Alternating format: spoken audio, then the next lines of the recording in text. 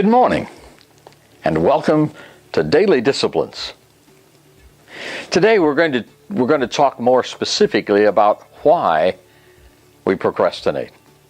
We've been talking generally about that the last couple of days, but let's get more specific. There are some general overall categories that most of the experts talk about as I study them, and when I study them, all of a sudden I'm face to face with me.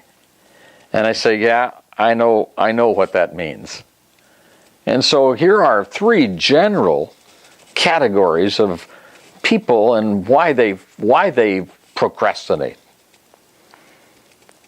Number one is in the area of thrill seeker. Are you a thrill seeker?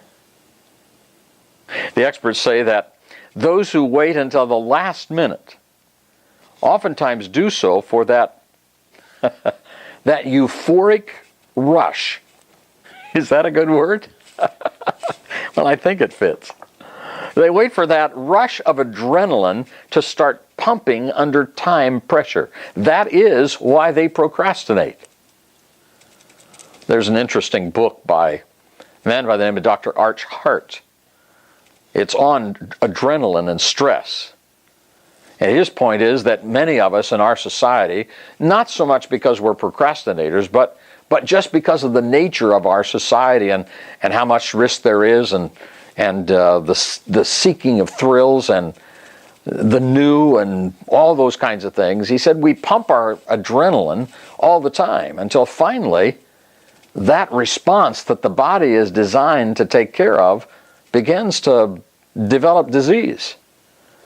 And so thrill seeking and waiting for that adrenaline rush, I certainly understand it. I've been there. So I can't say that, you shouldn't do it if I've done it myself. But I do know this, that if it leads me to procrastination just to produce that, I'm on the wrong road.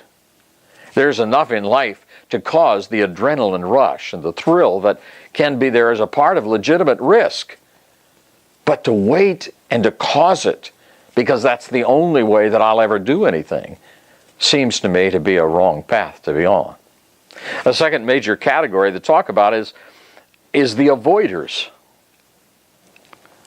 Those who may be avoiding fear of failure or even fear of success, but in either case are very concerned with what others think of them. Are you driven by what other people think? Do you live your life in the fear of what other people think? Or do you make decisions on the basis of what you think they think you think?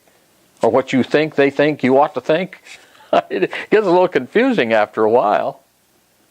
And yet there are people who avoid making decisions because they aren't sure. They're confused about what they think other people think. And they simply procrastinate. The final major category is decisional procrastinators.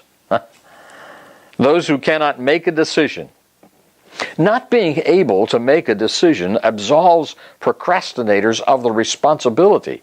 At an unconscious level, they think that they are absolved of this responsibility because they haven't made a decision. But not making a decision is in itself a decision. And so it leads to procrastination.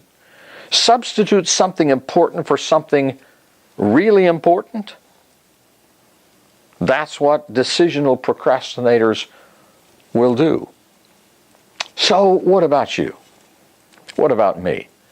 I've got to take a close look at these three general categories to see if one, two, or all three of them are true of me at times. I encourage you to do the same. It can be a powerfully important and in that sense a great thing. So have a great day. We'll talk again soon.